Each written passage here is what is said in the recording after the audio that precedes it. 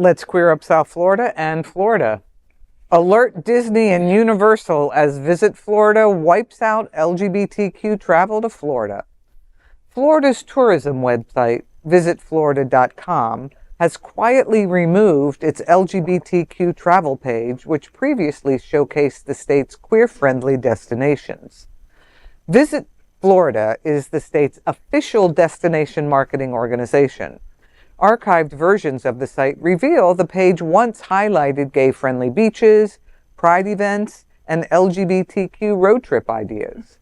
The removed section used to read, quote, "There's a sense of freedom to Florida's beaches, the warm weather, and the myriad activities, a draw for people of all orientations, but especially appealing to the gay community looking for a sense of belonging and acceptance," end quote. The link to the LGBTQ travel page now redirects to a general things to do page. It's unclear when the page was removed or why, as Visit Florida, a nonprofit established by the Florida legislature, has not provided details about the decision. Despite this removal, the site continues to feature travel information for other minority groups, including Blacks and Hispanic communities. This action reflects a broader trend of restricting queer content in Florida.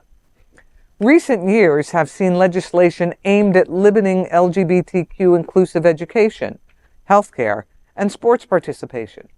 Schools have also removed LGBTQ-related books, and last week, New College of Florida discarded hundreds of books on queer issues, race, and women's rights.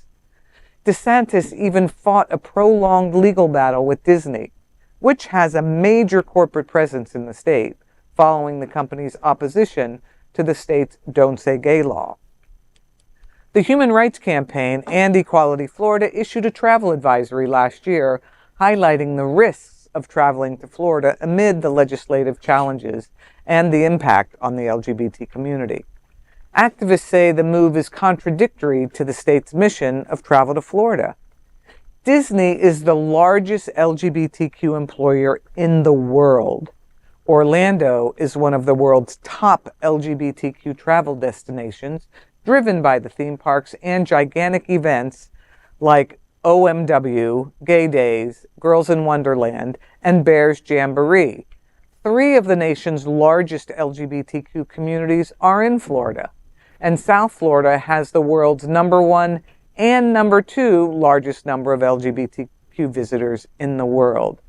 You know, the LGBT community provides so much to the economy of the state that it's unconscionable that Visit Florida has completely removed this tremendous tax base. Mm-hmm. And hoteliers, restaurants, small business owners, those are the ones who are going to suffer.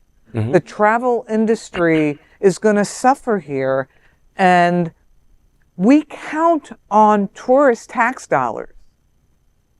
You know, we don't pay state income tax here, but if stuff like this keeps happening, we may see a state income tax, because I don't know what percentage of our tax base comes from tourism, but it's a lot. It's a lot. Right. Well, at least I was just thinking, at least we have Visit Lauderdale, who is always there and we have supporting the GMCVB in Miami. Right. And so they're always there supporting us and, you know, saying, hey, we are embracing everyone. They are. And I asked Richard Gray for a quote. So Richard Gray is the Senior VP of Inclusion and Accessibility over at Visit Lauderdale. And his quote was, "As disturbing as it is for the LGBT landing page to be erased on the Visit Florida website, travel transcends politics. One thing I can say is that Visit Lauderdale will continue to be generators of change, and we are committed and dedicated to being a destination where all people are welcomed, regardless of gender expression, body size, race, religion, or disability." You can in 2023, 3.375 million LGBTQ plus visitors spent a massive $1.35 billion here in Florida. LGBTQ plus tourism to the state of Florida must be at least 10 million visitors who spend around $5 billion. Wow. Yeah, that's a big deal. That's for a big state. chunk of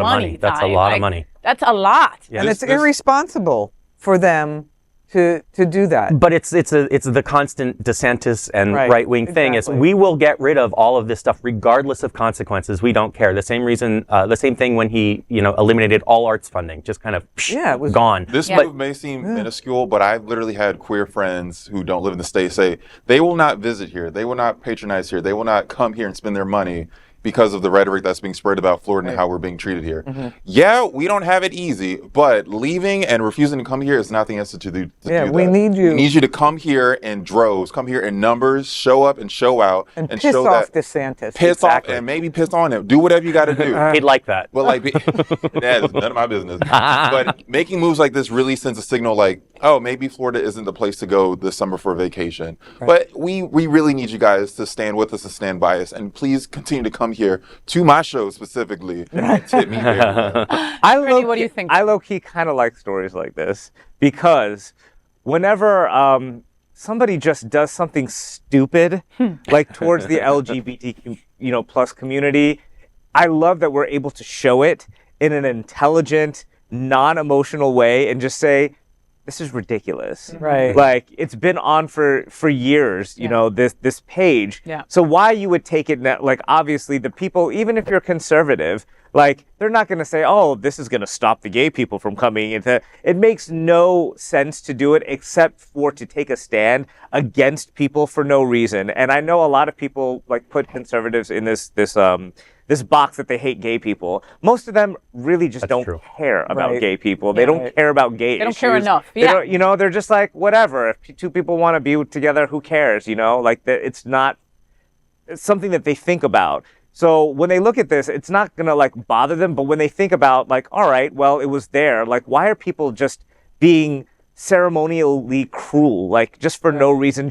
And they all see that it's because he's trying to curry favor. He was trying to run for the presidency, and he was doing the most ridiculous things. He's kind of tamped it down a little bit because he knows that it's unpopular, and he's going to try to be reelected again, but he doesn't have to go for the presidency now.